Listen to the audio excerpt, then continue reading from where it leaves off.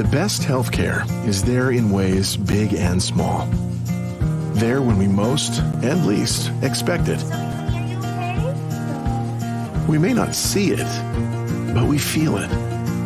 It lets us know we're not in this alone. Everyone deserves a healthcare partner who never quits. One who's there for what matters. United Healthcare. There for what matters.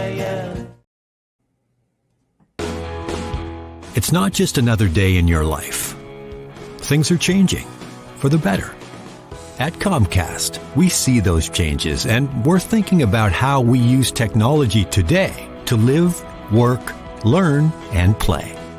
And we're building for the future now, so we're better prepared for the wants and needs of tomorrow. That's why Comcast is rolling out multi-gig internet speeds to more than 50 million homes and businesses before the end of 2025, making our already industry-leading network even faster, smarter, greener, and more reliable. Over the decades, Comcast has been your partner, working hard to serve your community, and will continue to be your partner. We're expanding our gigabits so you can enjoy the tiny bits that matter most.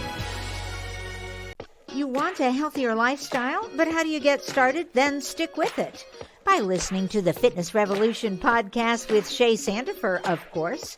Your journey to greater well-being starts now. Hello, how is everyone? It's Coach Shay with Fitness Revolution. It is mid-July, which means that we are over halfway through this year. Can you believe that? It is over. We're 7 months into 2023. It needs to slow down, right? It needs to slow down a lot.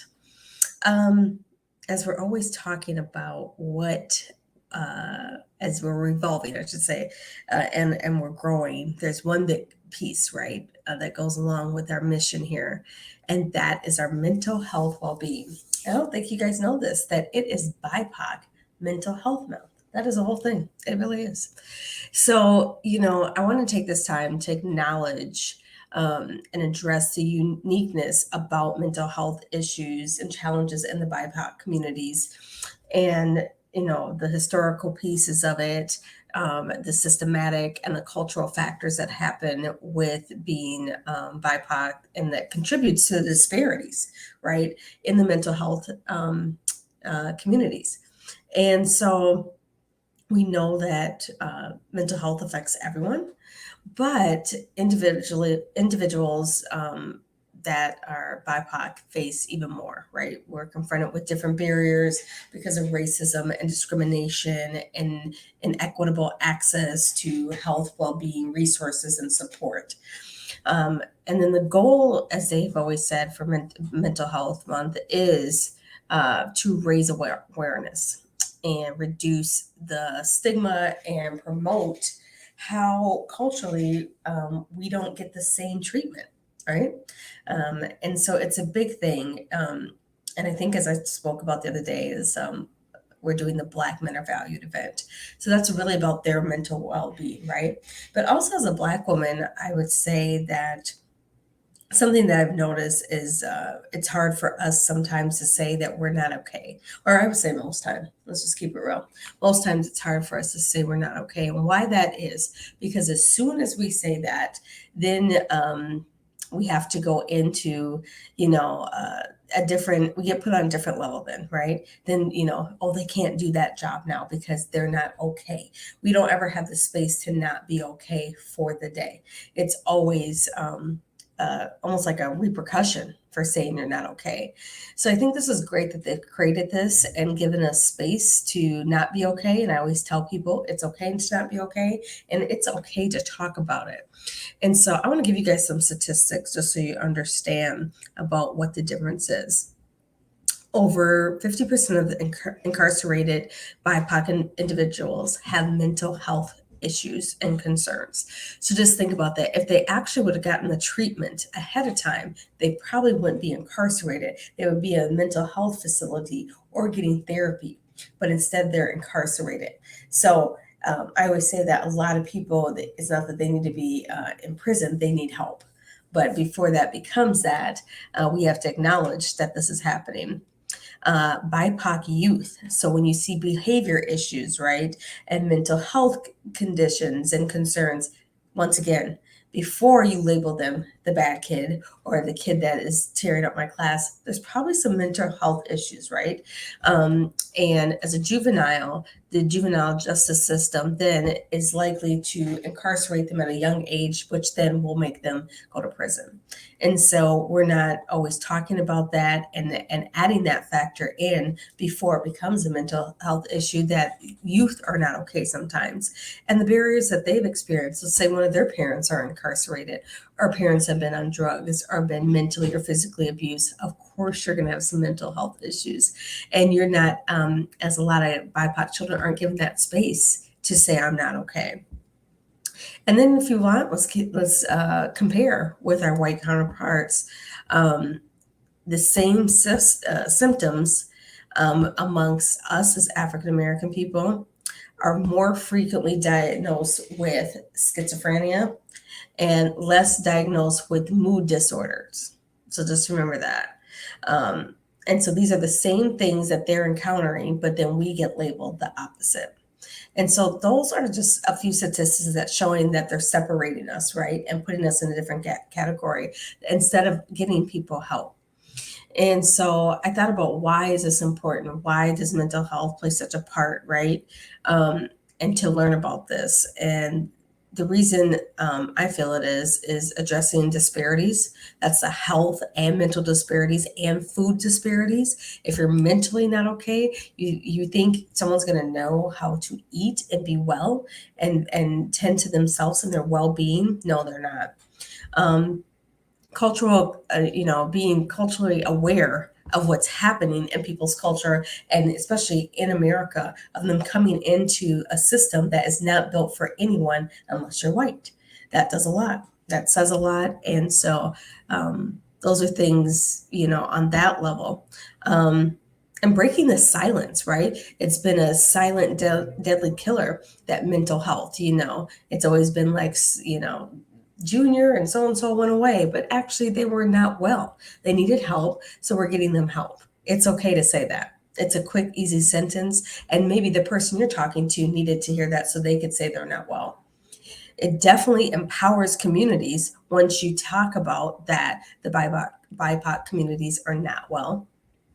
And obviously what all my businesses are based on is holistic wellness, right? Approaching it from the gate before it becomes a mental health issue and before you end up going to jail or being put away, that you can have help and not just be put on medication, but actually getting holistic help through therapy, life coaching, or counseling. And then the biggest piece, I feel, is the social justice and equity part, right? And what part does that play, and how we can help support those initiatives that sometimes don't get talked about and handled in the proper way. There is a way for us to deal with this in our communities. But there's also a way for, organizations and corporations to deal with this, and our government, in a healthy way, without just immediately saying that this person is incompetent of this, but maybe they just need help at that time. So there is so many stigmas around all of this, and we have to break those. There's ways to empower communities and contribute in a holistic approach. And so this is the first way, is just talking about it, recognizing it, because you may fit into this category saying, I'm not well. I'm not well, Coach Shay. I don't feel well. And first thing I'm going to say, it's okay to not be okay. It's okay if you need a moment. It's okay if you need a break from your job. It's okay if you need a break from your kids, right? It's okay if you need a break from society. Sometimes you just need to go sit and just have a moment. And I know not everyone has someone. So I hope with this, you look towards someone that maybe you wouldn't normally talk to. Maybe it's someone at work and say, I need help. Maybe a boss, maybe your pastor. Maybe it's someone you see every day at the local coffee shop that you guys engage in conversation. And you might be able to ask them, hey, do you know any mental health workers or any organizations that help with this? And as always, you can, Google where you can find mental health. I know it's hard to find sometimes that supportive system that's inclusive to us, for us, and by us. But I really want you to understand that we are here for you as Black and Brown people. We want to continue to be here for you, as this healing is not always easy, as we keep getting put in the front of disparities and not being well and having violence towards us. How do we heal when every day you see violence? How do you heal when every day you encounter racism and discrimination? How do you heal if there's nowhere to go because you can't afford it? So remember those things, even if you're watching this as a healthcare worker, that give people space, give them time to breathe, and understand they need your help just as much as white people do.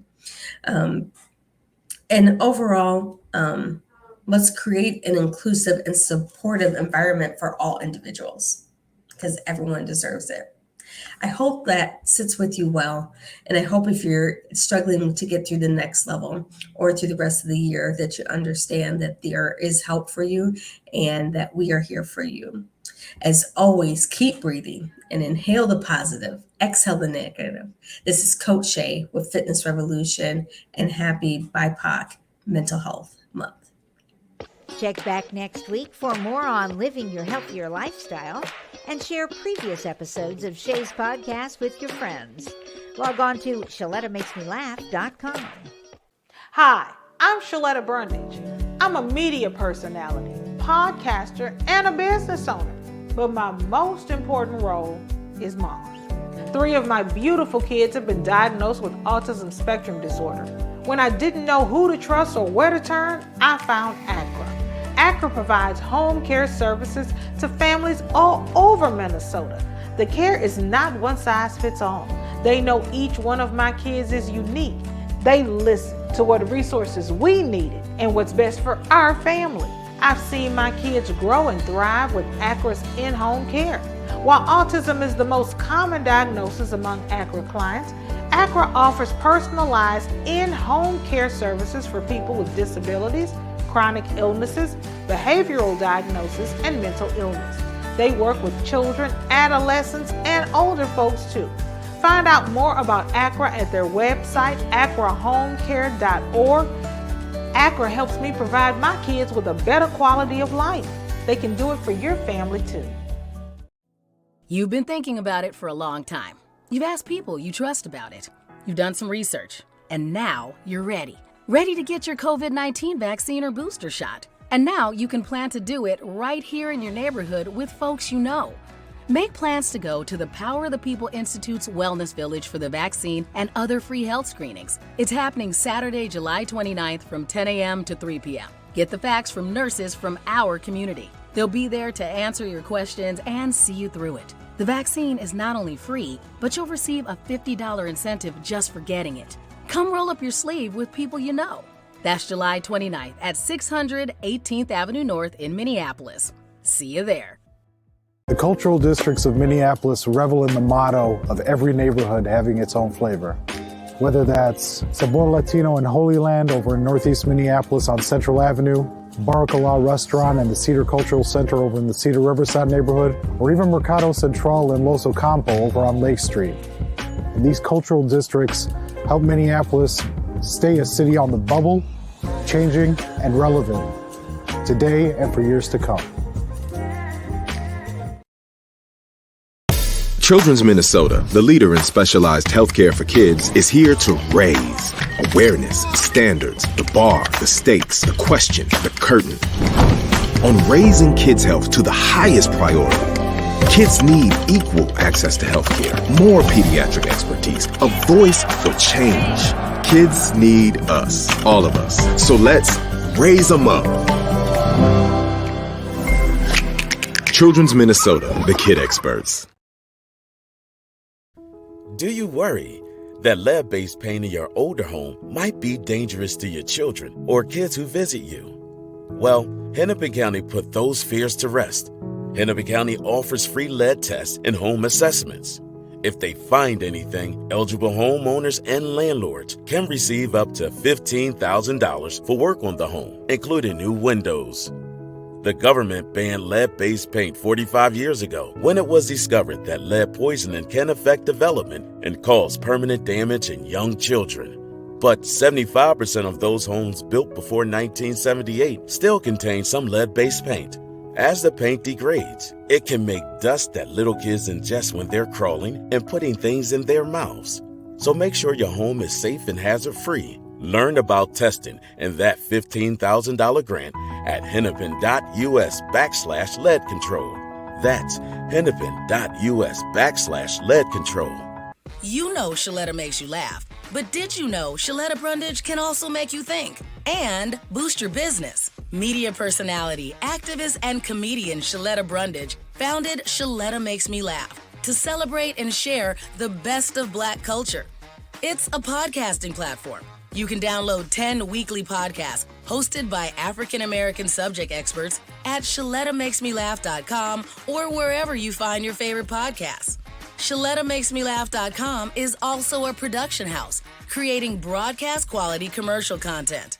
And Shaletta and her team of storytellers create powerful promotional campaigns to get businesses the brand awareness they're looking for. Some of Minnesota's top businesses trust Shaletta, and you can too. Get out the word about your events and products and get in front of communities of color with ShalettaMakesMeLaugh.com. She's got the power to help your business.